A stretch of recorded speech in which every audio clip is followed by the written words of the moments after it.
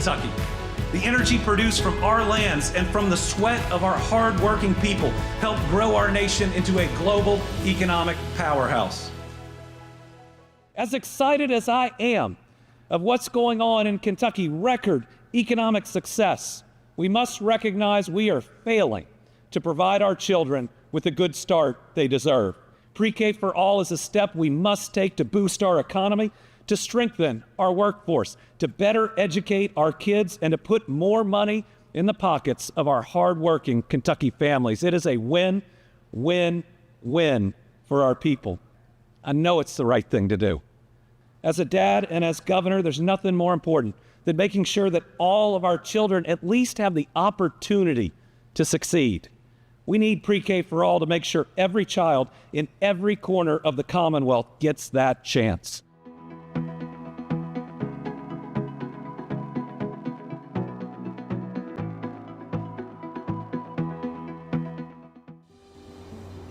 "95% of the world's bourbon is made in Kentucky. The other 5% is counterfeit."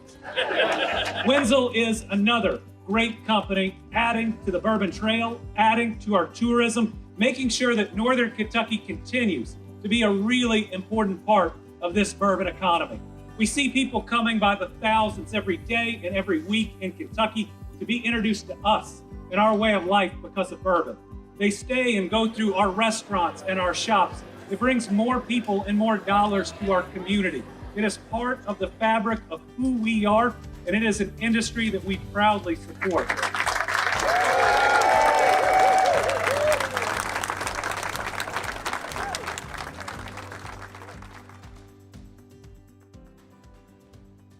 We're Kentuckians. We say hi to random strangers. It's not weird, we're just really nice.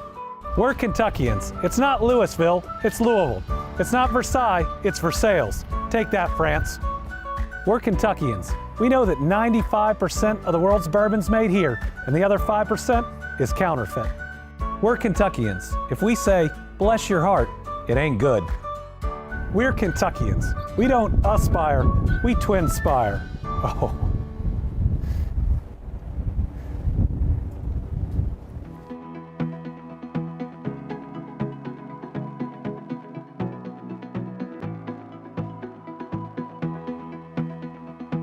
Hi, it's Rachel. Stay tuned. The Team Kentucky update will start soon. I just heard that in 24 states and Puerto Rico, there are Humana groups going out and helping their communities, but nobody does it like Louisville. Nobody does it like Kentucky. Thank you for being a shining example for this country and this world. Thank you all very much. Have a great day. In Kentucky, we're moving forward.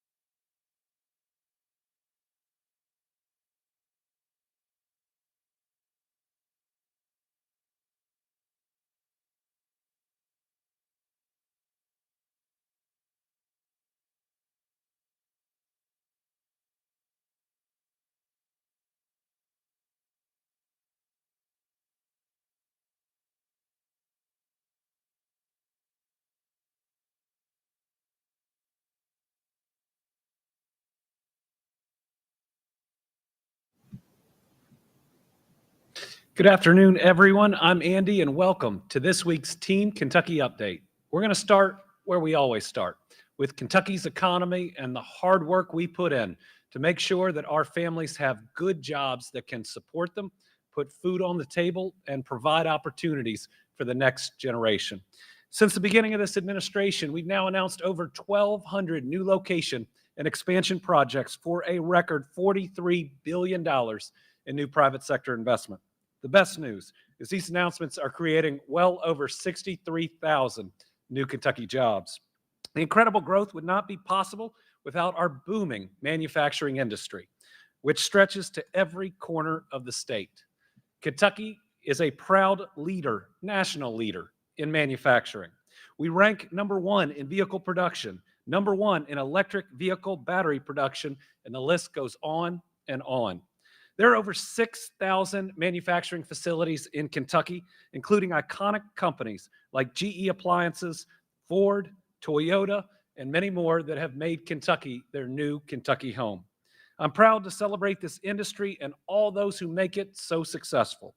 So today, I'm officially proclaiming October as Manufacturing Month in the Commonwealth.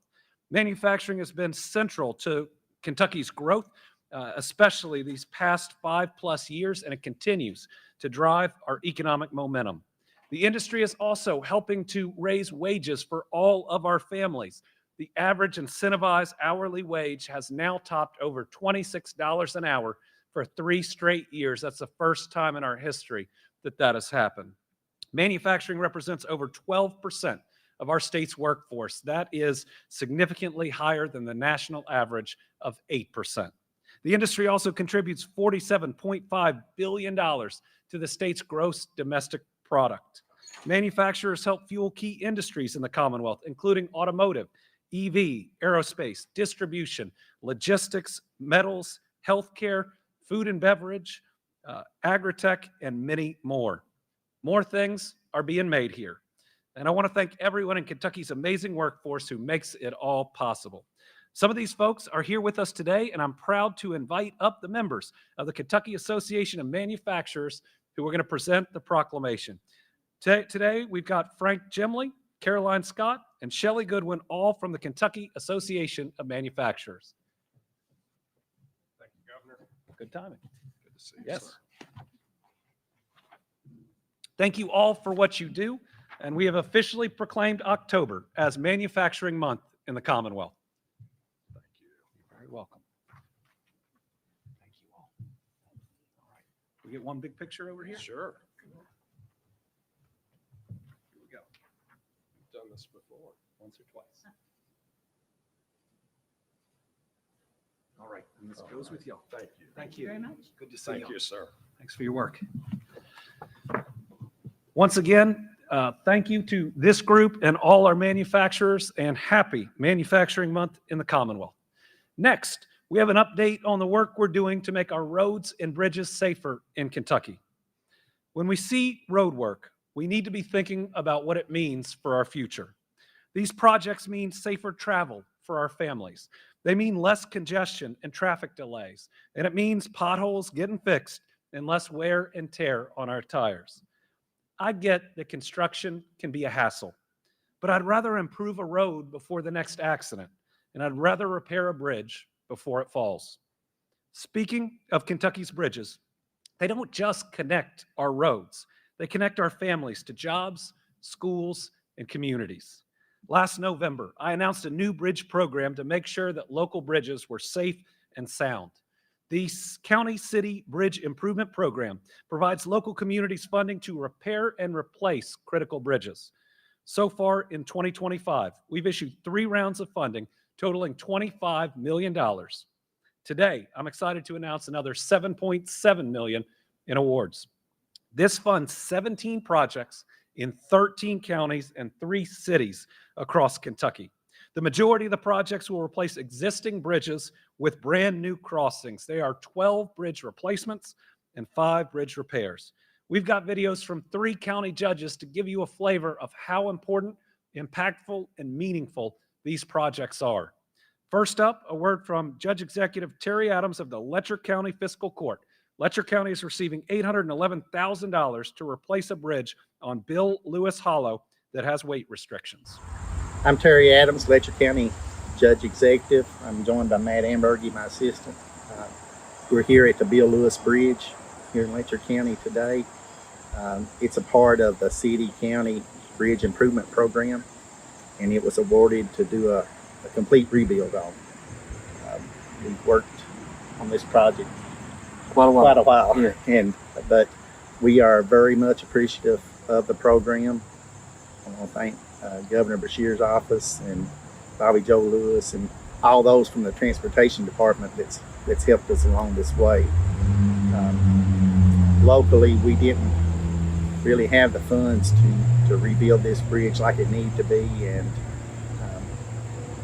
we are very much appreciative of the program and all those involved, the legislature, and just can't say enough about Governor Beshear's office and his staff for helping us along the way.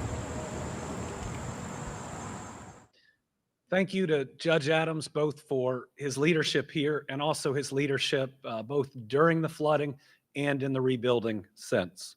Next, Judge Executive Stan Humphreys of the Trigg County Fiscal Court. We're awarding Trigg County $620,000 to replace a bridge on North Tanyard Road.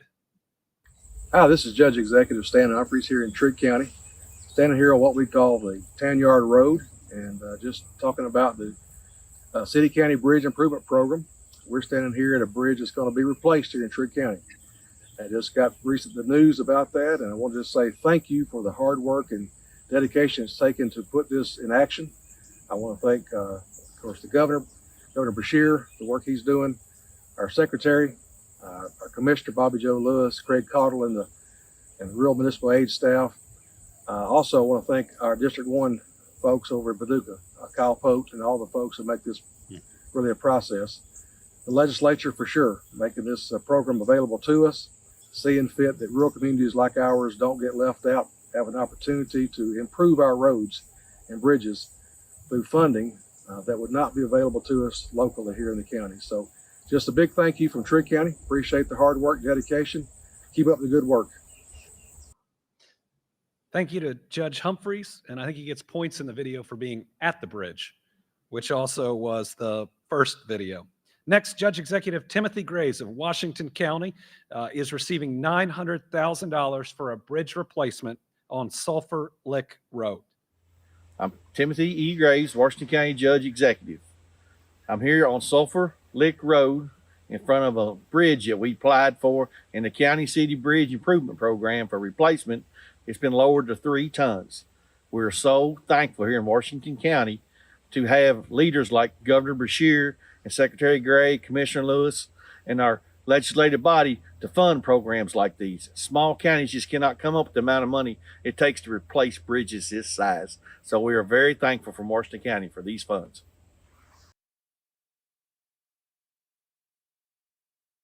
That apply for this program, that know the needs of their communities. And it's been a great pleasure in this job to be able to work on a nonpartisan basis to address things like repairing our roads and bridges with these great local leaders. Including today's awards, we have now funded 75 bridge projects totaling $32.7 million with this new program.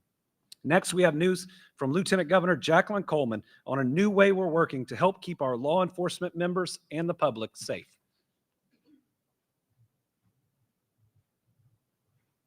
Thank you, Governor. Last month, I joined the Kentucky State Police to break ground on the new driver's skill pad, which is expected to be completed by June of next year. This $2.7 million project will provide a safer environment for troopers, officers, and cadets. They will train in critical driving skills like high-speed pursuit and emergency response driving. These training exercises are designed to improve officer performance, reduce crashes, and enhance safety across the Commonwealth. And in true KSP fashion, the agency is collaborating by opening this facility to law enforcement from across Kentucky, saving them hours of travel for critical in-service training as well. This project has been a priority because our heroes deserve a safe place to enhance these skills so that they can be ready for any situation that they face. We ask a lot of our law enforcement officials. And while we are never truly able to repay them for the work that they do to protect us, one way that we can show our appreciation is by giving them the resources they need to be successful and safe in their work. The Kentucky State Police lost 37 heroes in the line of duty, with nearly half of those from vehicle-related crashes. For years, the agency has relied on borrowed facilities from Kentucky and in neighboring states to complete this essential training. The new skills pad will allow troopers to train year-round at their academy. So thank you to the Kentucky State Police Foundation for raising money for this facility. And thank you to the General Assembly for working with us to allocate the funding needed to make this project a reality. We have a video from the groundbreaking highlighting what this facility will mean to the Commonwealth. It's in Trooper Chrisman's honor and the 36 additional fallen KSP troopers and officers who made the ultimate sacrifice that we break ground on this skills pad today.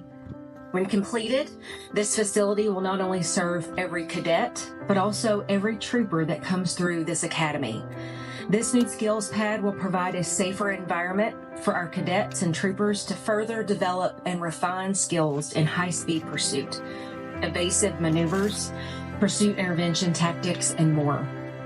That's why Governor Beshear and I have prioritized the opening of this top-notch facility. Our Kentucky State Police troopers will no longer have to travel long hours and sometimes out of state to complete this important training.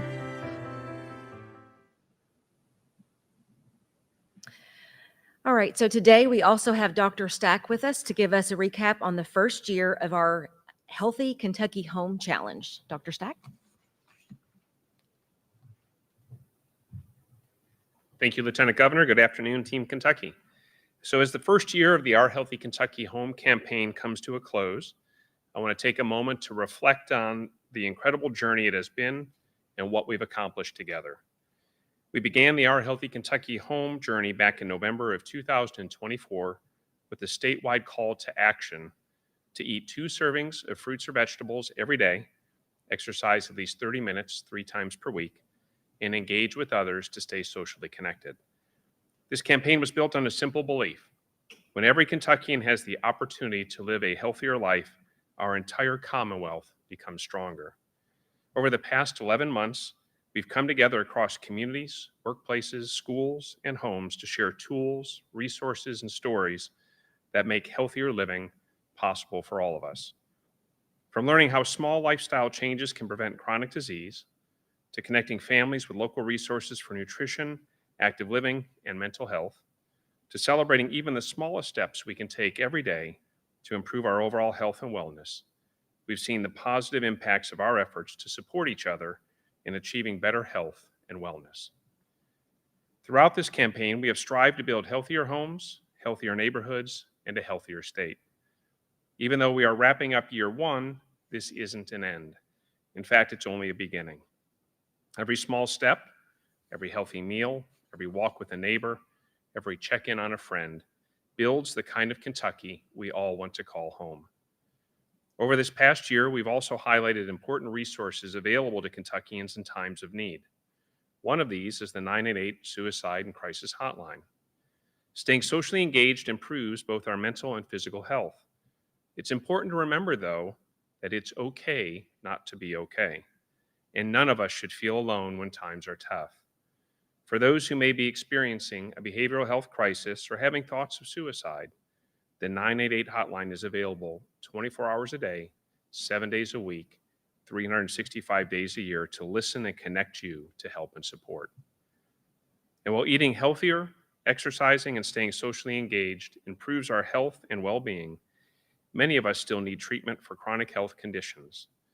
Thankfully, modern medical science has enabled us to live longer, healthier lives. But many of the medications that make this possible are expensive and at times unaffordable for folks who need them. Thankfully, the Kentucky Prescription Assistance Hotline is here to help. If you find you are unable to afford your medications for diabetes or other chronic health conditions, please call 1-800-633-8100. That's 1-800-633-8100 to see if we can help.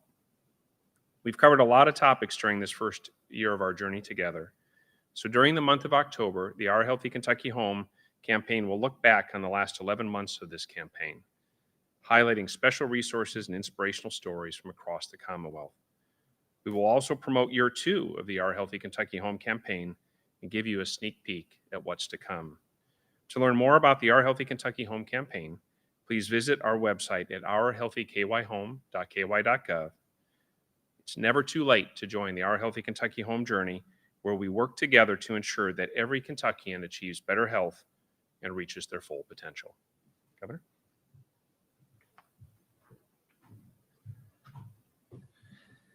Last week, we hosted a second screening of Rising, a documentary from Team Kentucky. This tells the story of strength and resilience in Eastern Kentucky following the deadly 2022 floods.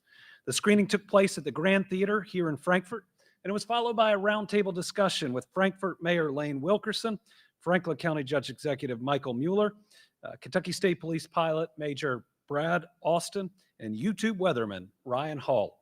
All proceeds from the film benefit the Team Kentucky Storm Relief Fund. I'm proud to say that through this event and the premiere in Prestonsburg, we raised nearly $9,000 in donations that are going to help our people in their time of need. If you'd like to support the fund and get your own Rising gear, you can check out the website at rising.ky.gov to see t-shirts, hats, and more. The fund is still open for people to donate. Visit teamkystormrelieffund.ky.gov. Every dollar donated goes to help storm survivors. I want to thank everybody who attended both of these events. It is an inspirational documentary that I think reminds us that we can do difficult things if we work together. Now for an update on medical cannabis. Since taking office, my administration has been committed to providing access to health care and safe communities for all Kentuckians. One of our priorities is ensuring that Kentuckians that are suffering from serious medical issues like cancer, PTSD, or multiple sclerosis can have safe access to medical cannabis as soon as possible to get the relief they need.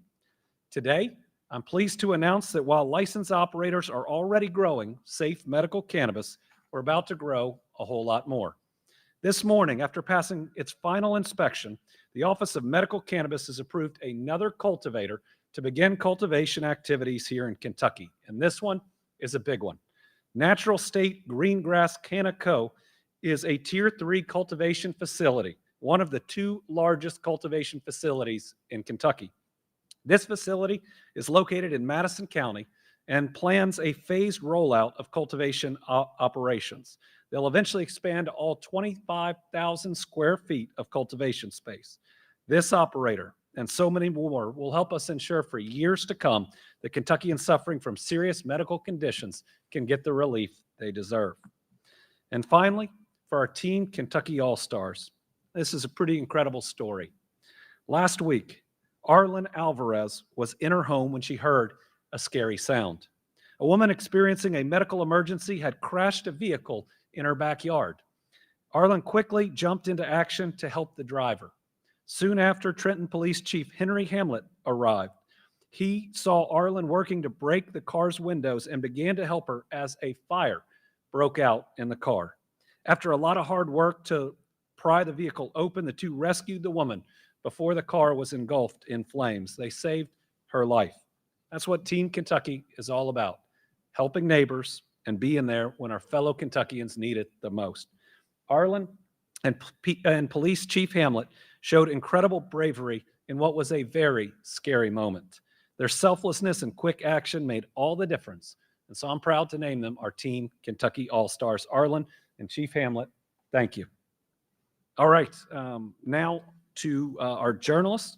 We have one here in studio. We'll start with Karen from WUKY. Hi, Governor. Thank you. We're in day 2 of the federal government shutdown. How is it so far affecting Kentucky? We know employees obviously are being affected. What is this going to mean for programs in Kentucky? And for employees, are there any state programs that can help them make ends meet? So we are in day 2 of a federal government shutdown. You never want to see a government shutdown, and we are thinking about, and we should be checking on all those Kentucky families that work for the federal government that are currently furloughed and not receiving their salaries. It is going to be really difficult on them. But what we're seeing in Washington, D.C. Is Democrats fighting to keep the cost of health care affordable. What Republicans have done, and without intervention, what will happen is a loss of help for those that get their insurance through the Affordable Care Act marketplace. and that will cause on about 100,000 Kentuckians significant increases in premiums, but it impacts the entire market. And so just about everyone's healthcare costs, which are already too high, will go up. Pair that with the significant cuts in Medicaid, where 200,000 Kentuckians are going to lose their coverage and 20,000 Kentuckians are going to lose their job. And what you see is people fighting so that the American family, the average American family, can actually pay their bills and see a doctor. So it's complicated and it's tough, but certainly we're thinking about each of those families. Most programs that come through Kentucky will continue. We've done it before. We'll do it again, but we'll be monitoring it day to day. And for those families, I'm hoping that neighbors will check in with them. We don't have direct programs depending on how long the shutdown lasts, but certainly want to find any way that we can help these Kentuckians. So WIC and SNAP benefits? you feel will- WIC and SNAP benefits will continue. Certainly at this time, we think that they will continue regardless, but we'll be watching it day to day and getting advice. Now, our current president seems to think he can just cancel any program anywhere that he would like, depending on the leadership of that state. That's not legal. That will be challenged in court, but you can't negotiate through blackmail. And that's what's happening right now. If you don't vote the way I want you to vote, is what the president is saying, then he's going to cancel $18 billion in projects that are already ongoing. You can't do that. Congress appropriates those dollars. President doesn't have the legal ability, but it also doesn't create any space to actually be able to sit down at the table. And let me just say, if the president is going to fire thousands of federal employees, that's on him. He can't blame that on anybody else. Why? Because in other shutdowns, it hasn't happened. Our families are not a prop. They are not to be used as negotiating tactics or for leverage. And so I hope everybody knows that this president doesn't have to fire any federal employee. And if he does, it's because he wants to. Okay, next we have Zara from Bloomberg News on the line.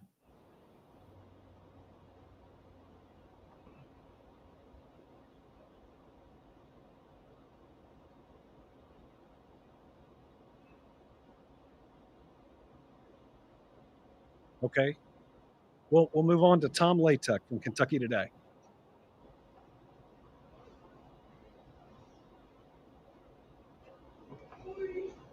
Federal government shutdown and your fear of the budget situation in Kentucky.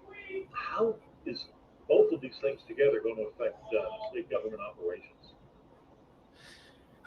It's a good question. So the question is, with federal shutdown and what we're seeing in both our current budget and what we might see next, how is that going to impact things in Kentucky? Well, we are going to have to live within our means. And as services and everything else now costs more, but we typically have a flat amount of money, what we're going to have to do is readjust certain programs like we recently have. None of us wanted to adjust the TANF payments, but there is a set amount of money for that program. Yet there are more families that qualify. And so either we were going to have to change that benefit or deny families from coming into the program and getting any help at all. These aren't going to be easy decisions, but fiscal responsibility is critical. We can't spend more money than we have. And remember, a budget sets an upper limit. You can't spend beyond it. And we've seen a number of programs where in the past, with maybe some flexible ARPA funds, we've been able to do more, but we don't have those anymore. And so that budget is a legal limit. We've got about a $300 million hole in our current budget, and that is almost directly caused by tariffs. When you look at the consensus forecasting group, the higher the tariff from the U.S., the higher inflation and the lower the growth in our economy.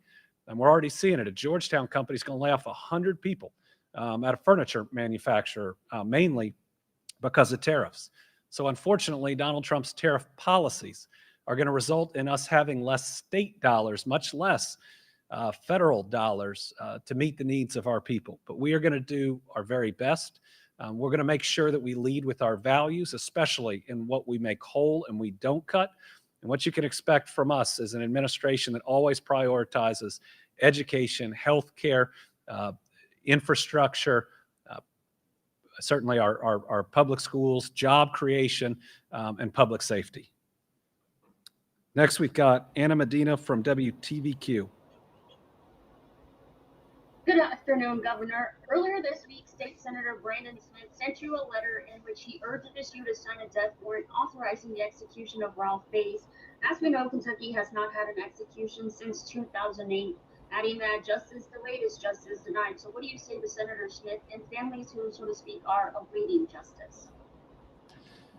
Yeah, the last order that came from the Franklin Circuit Court, the court that has stayed any future executions, capital punishment in Kentucky, said a number of things, but one of its holdings was we did not have a regulation that would be necessary before signing any death warrant. So that regulation is going through the process right now.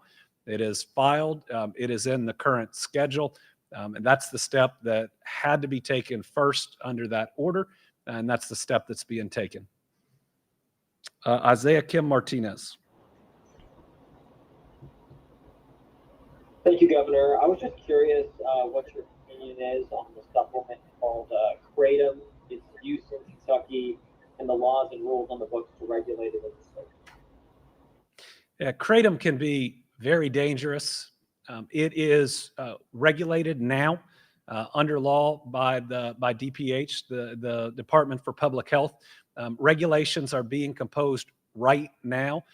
There is a team within DPH that does other tasks that's going to be able to monitor its sale across the state. And so we'll certainly need to be watching, but also regulating it firsthand. Next, Richard Essex from WDRB. Okay, Ian Hardwick from WHAS.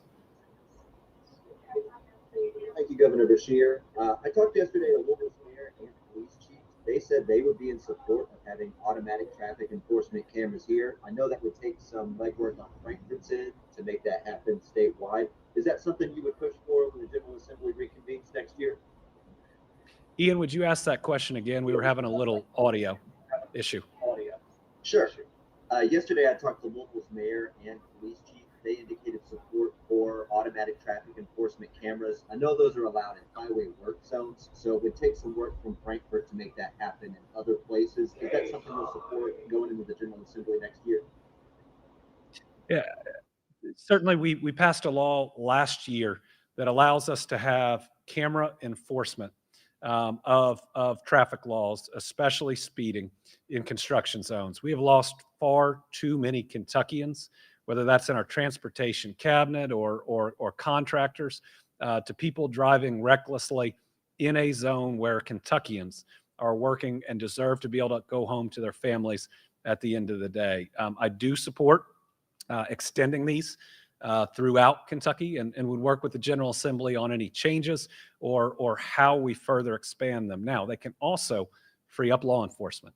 And at a time when families aren't necessarily feeling safe in certain parts of the country, this is one tool where we can protect our people that are working on our roads and free up a law enforcement to be within our communities. So we ought to think about how we use technology and how we can move resources to better protect both our folks that are out there working hard on infrastructure and also those that are worried about crime. All right, that is it for this week's Team Kentucky. We'll be back next week, Thursday at 1 p.m. Until then, do good things, be kind to each other. See you next week.